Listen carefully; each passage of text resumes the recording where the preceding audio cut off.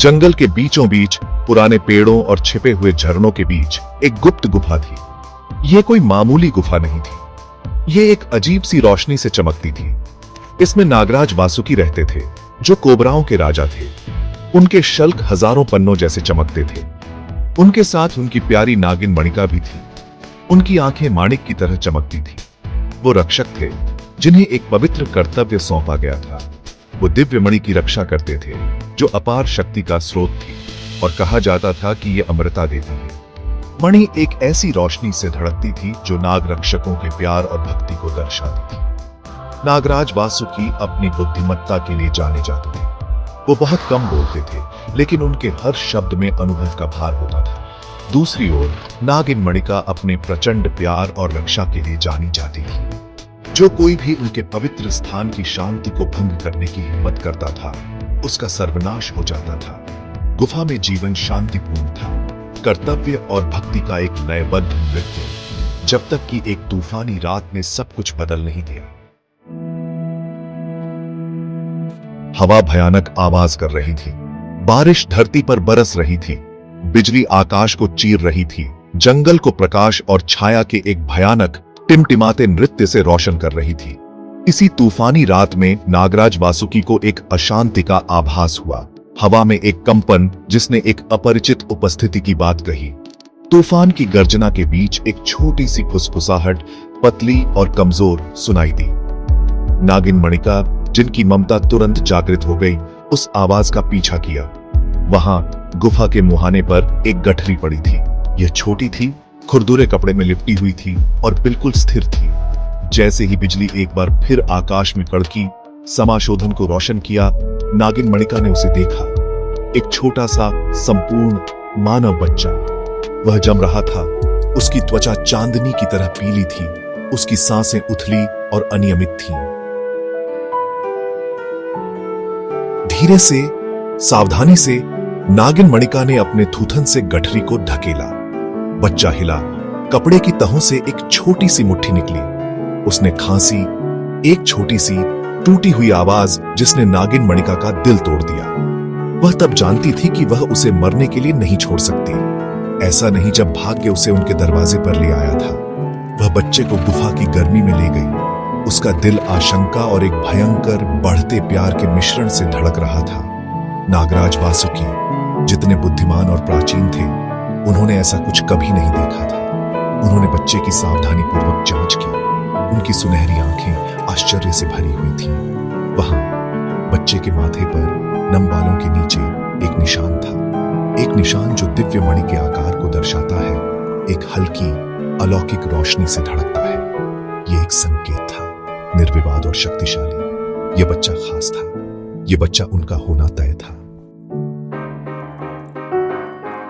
भाग 4।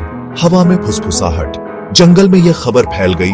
हवा के पंखों पर सवार होकर एक जीव से दूसरे जीव तक फुसफुसाते हुए एक मानव बच्चा नागराज वासुकी और नागिन मणिका की पवित्र गुफा में मिला। दिव्य मणि जैसा निशान वाला बच्चा।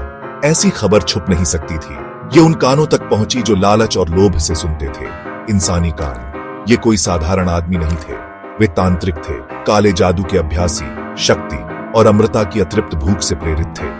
बच्चे और दिव्य मणि की अफवाहें एक मोहिनी गीत की तरह थी, जो उन्हें परम शक्ति के वादों के साथ गुफा में खींच रही थी। वे आधी रात को परछाइयों और गोपनीयता में लिपटे हुए, उनकी आंखें महत्वाकांक्षा से जलती हुई पहुंचे।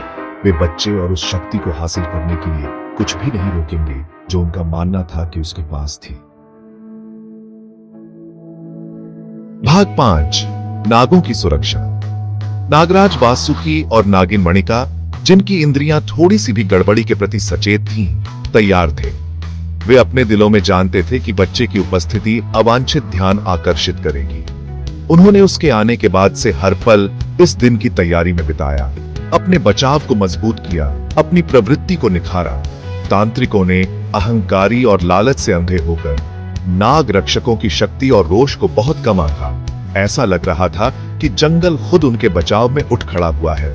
पेड़ गुस्से में कराह रहे हैं। हवा में एक अनदेखी ऊर्जा चटक रही है। लड़ाई तेज और क्रूर थी। नागराज वासुकी, उनके पन्ने के शल्क चमकते हुए, हजारों तूफानों की ताकत से लड़े। उनका विष शक्तिशाली और घातक, नदी की तरह बहता था, घुसपैठियों को पीछे धकेलता था। भाग 6, एक अटूट बंधन। नागिन मणिका, बच्चे के लिए उनका प्यार पहले से कहीं ज्यादा तेज जल रहा था। एक अभेद्य ढाल थी।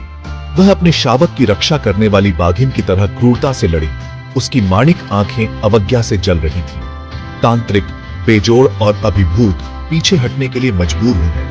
उनके शक्ति और अमृता के सपने चकनाचूर हो गए। लड़ाई के बाद जैसे ही गुफा पर एक बार फिर सन्नाटा छा गया, नागराज वासुकी और नागिन मणिका ने एक प्रतिज्ञा ली।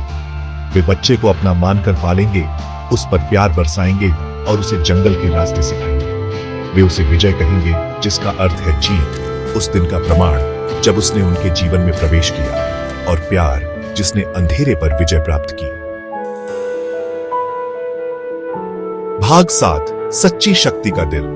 साल बीत गए। विजय को एक असहाय शिशु से एक मजबूत और सक्षम युवक में बदल दिया। वह जंगल के अजूबों के बीच पला बढ़ा, जानवरों की भाषा, जड़ी बूटियों के रहस्य और जीवित रहने की कला सीखी।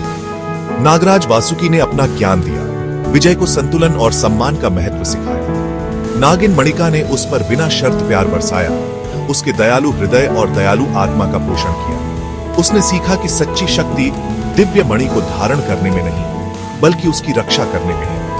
ये उसके परिवार के प्रति उसके प्यार, जंगल के प्रति उसकी वफादारी और प्रकृति के नाजुक संतुलन को बनाए रखने के प्रति समर्पण में निहित है। विजय, वह लड़का जिसे भाग्य ने छुआ था, ने अपनी अनूठी भूमिका को अपनाया। वह एक संरक्षक, एक रक्षक, एक ऐसी दुनिया में आशा की किरण बन गया जो अक्सर अंधेरे में डूबी हुई प्रतीत होती थी। वह इस बात का जीता जागता सबूत था कि सबसे बड़ी ताकत जादू या ताकत से नहीं, बल्कि प्यार, सुरक्षा और कर्तव्य की स्थायी शक्ति से आती है।